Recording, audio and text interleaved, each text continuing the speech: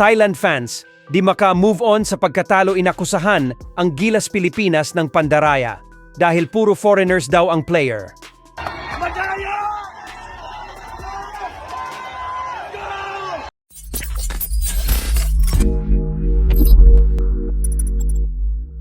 So hindi nga po natin maitatanggi na sa dinami-dami ng gintong medalyang nasungkit ng Philippine National Basketball Team sa Southeast Asian Games at yung panalo nila kontra sa kupunan ng Thailand ay ang siyang isa sa pinakamatamis na gold medal para sa Gilas.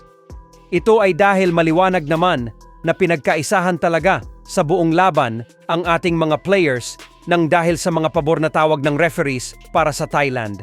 At kasama na din dyan yung mga pagbabawal na paglaruin ang mga key players natin sa nasabing torneo. Subalit, kung anong tamis nga po ang panalo na ito para sa ating bansa, ay ganun naman kapait ang pagkatalong ito para sa Thailand. Bago po kasi ang gold medal game, ay sinabi ng Thai player na si Moses Morgan na wala daw silang ibang inaasahan kundi ang masungkit ang gold medal sa SEA Games. Lalo pat sila ang host at panay silver medal ang lagi ang nakukuha nila. Kaya ang prediction nila sa laban ay gold medal talaga. Bukod dyan ay binunyag din ito na mahigit 3 buwan daw silang nag-ensayo at malakas daw talaga ang kanilang kupunan. Dahilan kung bakit kumpiyansa ito na sila ang magkakampyon.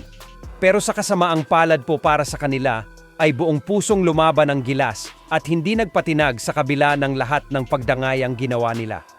Hindi rin nga naging madali ang pakikipaglaban ng Gilas Pilipinas dito sa Thailand dahil ayon nga sa report mukhang ginamitan pa ng hocus-pocus ang naging laban.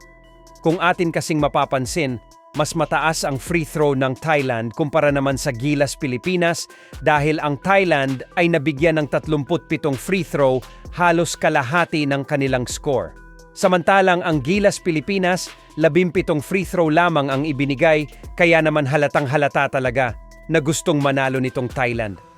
Mabuti na lamang kahit na binigyan sila ng napakaraming free throw ay hindi pa rin yan umubra sa lakas ng ating Gilas at hindi pa rin nanaig ang kanilang gustong mangyari na sila ang manalo. Bukod dyan ay yung mga tawag ng referees ay talaga namang sobrang ninipis. Madikit lamang ang ating mga players sa mga players ng Thailand ay tinatawagan kaagad ng foul. Kaya naman ayan nga ang nagresulta ng napakaraming free throws para sa Thailand. Pero kahit na para karaming free throw ang nabibigay sa Thailand, ay marami din silang sinasablay na tira. At dyan natin masasabing nakaabante ng kaunti ang Gilas Pilipinas.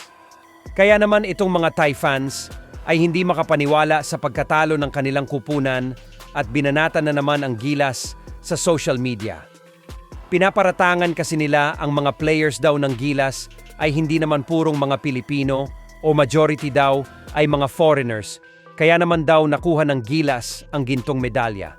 Nagkaroon kasi ng sagutan ng mga Pilipino kontra sa Thailand sa social media at dito syempre mananaig ang mga Pinoy. At inasar talaga ng todo ang Thailand dahil nakabawi tayo sa ginawa nga nilang unang pagyayabang at pang-aasar ng mga players ng Thailand sa unang bahagi ng quarter. At talaga namang tinagpa yung mga picture nila Jack Rawan at Ijesu.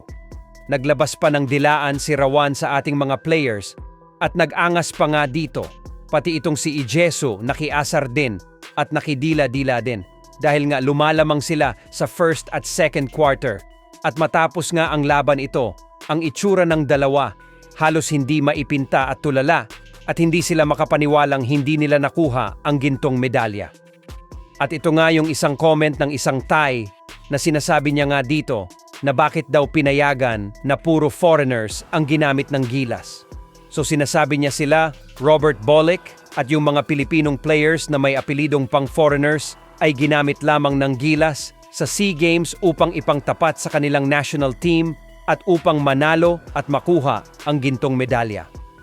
Ngunit alam naman natin na mga half Filipino sila dahil ang mga magulang nila ay mga Pinay at ang mga tatay nila ay mga Amerikano. Ngunit mga Pilipino pa rin talaga sila